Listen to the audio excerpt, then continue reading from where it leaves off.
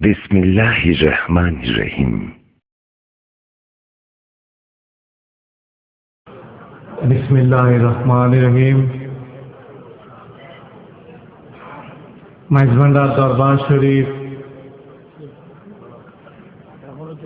সাজরা সিলসিলা ধারাবাহিকতায় খেলাফতপ্রাপ্ত ইজাজতপ্রাপ্ত বর্তমান পীর ও মুর্শিদ সজ্জাদানশীন দরবারে গৌসুল আজম রাহনুমায়ে শরিয়ত তরিকত আলহাজ হযরত মাওলানা শাহ সুফি সৈয়দ এমদাদুল হক মাইজভান্ডারের আয়োজন ও ব্যবস্থাপনায় আগত সকল সম্মানিত উপস্থিতি, আসসালামু আলাইকুম ওয়া রাহমাতুল্লাহি ওয়া বারাকাতুহু।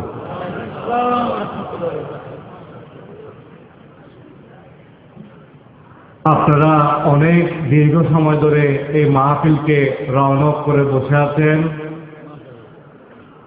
মুর্শিদ কেবলার নির্দেশে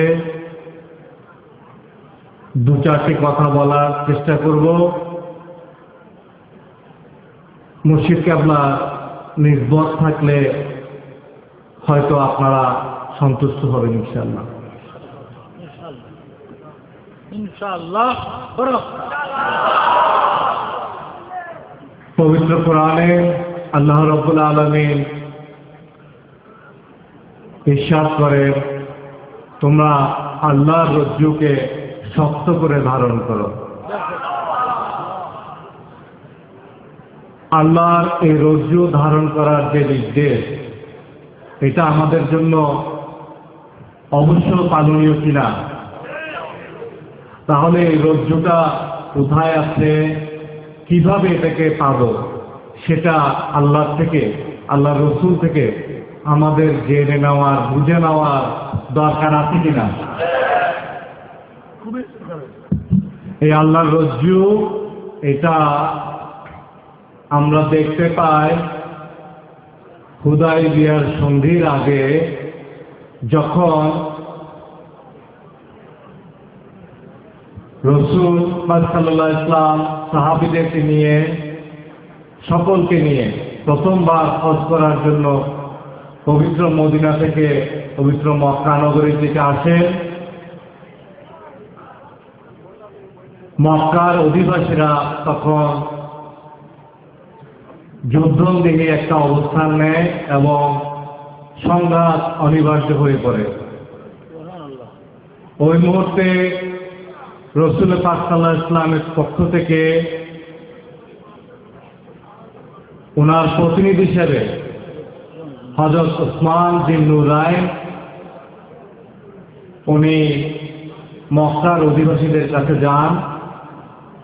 দীর্ঘ ঘটনা, আমাদের ওই দিকে যাব না, মূল যেটা আমাদের প্রয়োজন শুধু সেদিকে আমি আপনাদেরকে একটু ইঙ্গিত করতে চেষ্টা করব।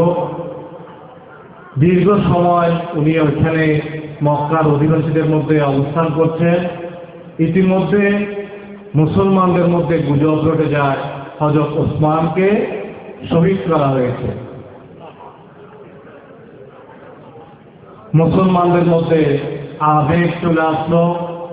সকলে রাসূল পাক সাল্লাল্লাহু আলাইহি ওয়াসাল্লামের কাছে এসে আবদার করতে শুরু করলো, আপনি আমাদেরকে অনুমতি দিন, আমরা এর প্রতিশোধ, এর বদলা না নিয়ে আমরা ফিরে মদিনা শরীফে ফিরে যাব না।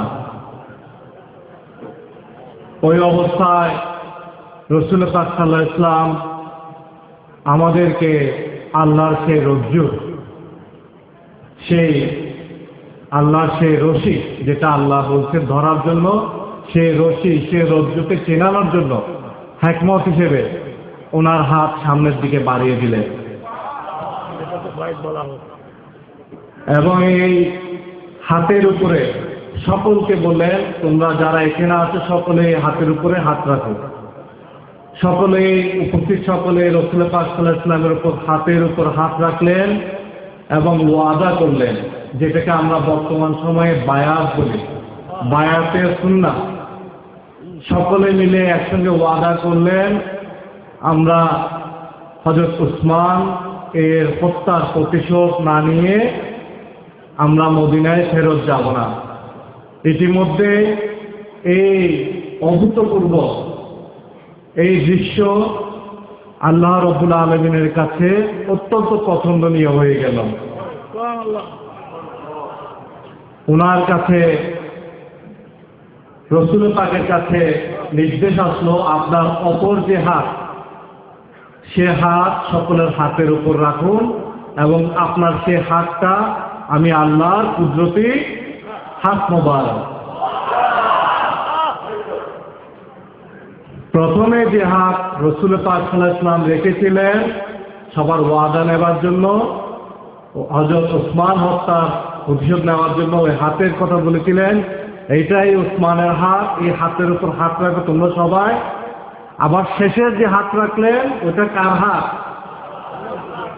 তাহলে আল্লাহ যে রজ্জুকে ধরতে বলেছিলেন সেই রজ্জুটা আমরা কোনো আসমান থেকে পৃথিবীর কোনো দেশে কোনো জায়গায় সেই রশিকে আমরা পড়ে থাকতে দেখি না। সেই রশিটা আমার রাসূল পাকের হাত মোবারক। সুবহানাল্লাহ। যে কারণে উলামায়ে কেরামগণ, শায়েখগণ সবসময় বলে, না ছুটে হাত সে তোমারা দামান ইয়া রাসূলুল্লাহ। তাহলে আমরা আল্লাহর সেই রজ্জুর দেখা পেলাম। আল্লাহর সেই রজ্জু হলো আমাদের প্রিয় রাসূল, এবং আল্লাহর সেই রাসূল ওনার ইসলামিক যে সুন্নাত, ইসলামিক যে ধারাবাহিকতা, সেটা সাজেরা সিলসিলা, যে শিকলের কথা আজকে আমাদের হুজুর নয়ুশিয়া হুজুর ইতিমধ্যে বলেছেন, সেই সাজেরা সিলসিলা পরম্পরায় এটা আওলাদ রাসূলের মাধ্যমে পৃথিবীর প্রান্তে প্রান্তে পৌঁছে গেছে। পবিত্র কোরআনে আল্লাহ রাব্বুল আলামিন আরো একটি আমাদেরকে শিক্ষা দেন, তোমরা যদি আমার রাসূলের কাছে আসো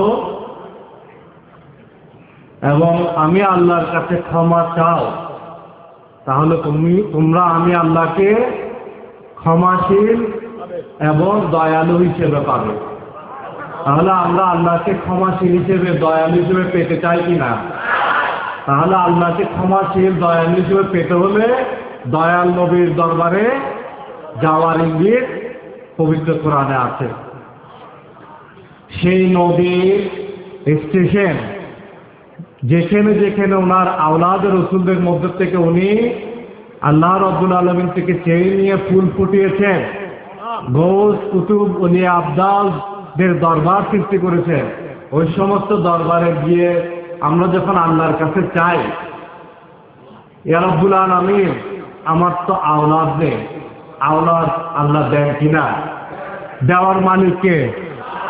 কিন্তু ইঙ্গিত, তোমরা আমার নবী এবং আমার নবীর যারা নায়েব তাদের দরবারে যাও, তাদের কাছে দাঁড়িয়ে যদি তোমরা আমি আল্লাহর কাছে চাও, আমি আল্লাহ দয়ালু হিসেবে তোমাদের যেটা দরকার সেটা দিয়ে দিব। আমরা এই আদর্শ, এই উসুলের ভিত্তিতে ওলিদের দরবারে যায়, নবীর দরবারে যায়, ঠিক কিনা? আমাদের দেওয়ার মালিককে। আর উসিলা আল্লাহ রসুল, আল্লাহ রসুলের যারা নায়েব ওলি আল্লাহরা, ঠিক কিনা?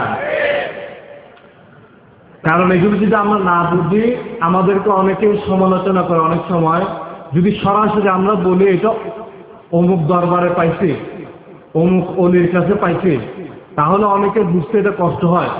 এটার মধ্যে আবার অনেকে শিরিকের ফতোয়া দেয়, কিন্তু আমরা তো অন্তরে আমাদের বিশ্বাস দিচ্ছেন কে? এখন উসিলা হলো মুর্শিদ, উসিলা হলো রসুল। এখন আমাদের বর্তমান মুর্শিদ কেবলার এখানে মানুষের ভিড়, যাদের আওলাদ হয় না, এখানে এসে বলে গেলে আওলাদ হয়ে যাচ্ছে, চাকরি হয় না, ওনার কাছে এসে বলে গেলে চাকরি হয়ে যাচ্ছে, যা যা হয় না সব এখানে এসে বললে উনি নামাজ পড়তে বলেন। নামাজ তো আমরা আগেও পড়তাম।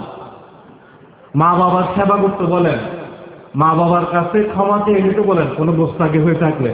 এগুলো তো সাধারণ উসুল।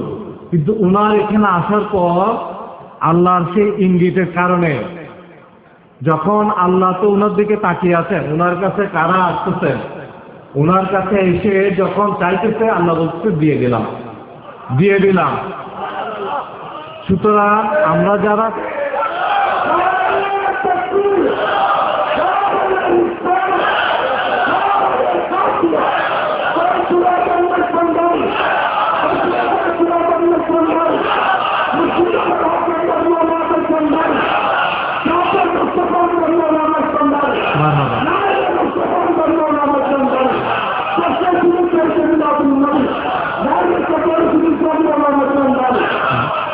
মানব।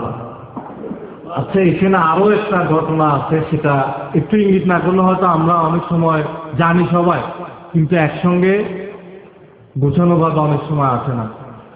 আমরা আমাদের নবীর এবং ওনার আহলে বায়াতদের একটা ঘটনা জানি। উনি একদিন হযরত আলী, মা ফাতেমা এবং ইমাম হাসান হোসেনকে নিয়ে একটা চাদর দিয়ে আবৃত করে বসলেন। হাদিস আছে, সহিহ হাদিস আমাদের হুজুর বলছে।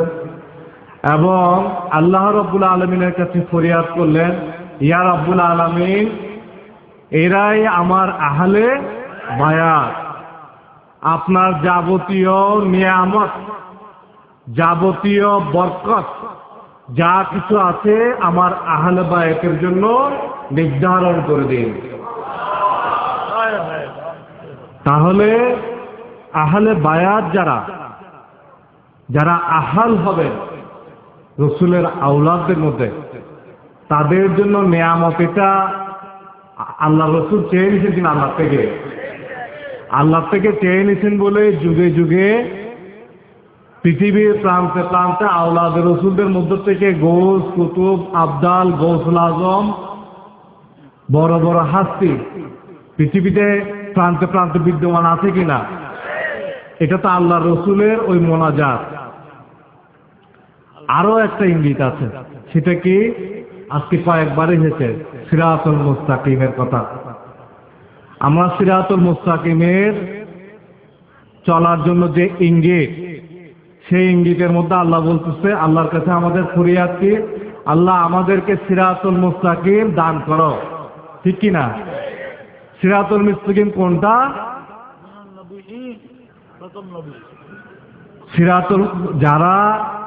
সিরাতুল মুস্তাকিম হলো যারা আমাদের নবী এবং যারা সৌভাগ্যবান, যারা নেয়ামত প্রাপ্ত হয়েছেন। মূলত নেয়ামত কারা পেয়েছেন? নেয়ামত আল্লাহ রসুল যাদের জন্য চেয়েছিলেন, ওই দিন চাদর দিয়ে আবৃত করে যে আপনার যাবতীয় নেয়ামত বরকত আমার আহলে বায়াতের জন্য নির্ধারিত করে দিন। আবার সিরাতুল মুস্তাকিমও বলতেছে যে কি যারা সিরাতুল মুস্তাকিমে চলে তারা কি হয়ে যায়? নেয়ামত প্রাপ্ত। তাহলে নেয়ামত পাইছেন কারা?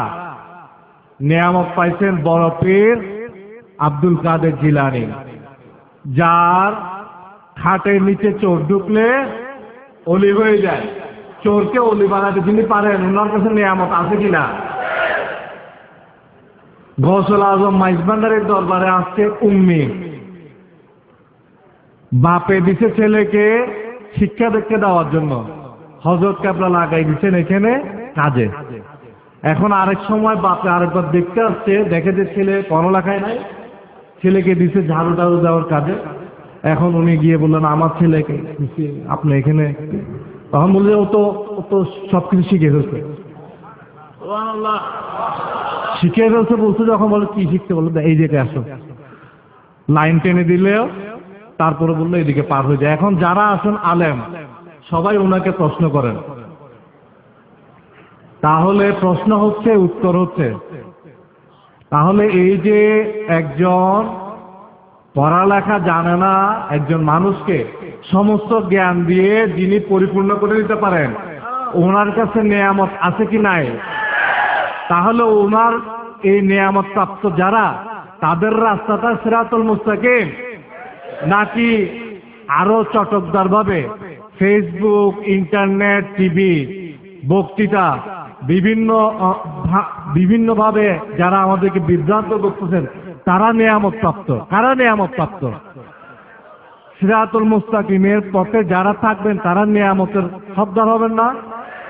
তাহলে নেয়ামত আছে গৌসুল আজম মাইজ ভান্ডারীর দরবারে, নেয়ামত আছে খাজা বাবার দরবারে, নেয়ামত আছে সব হক দরবারে, ঠিক কিনা?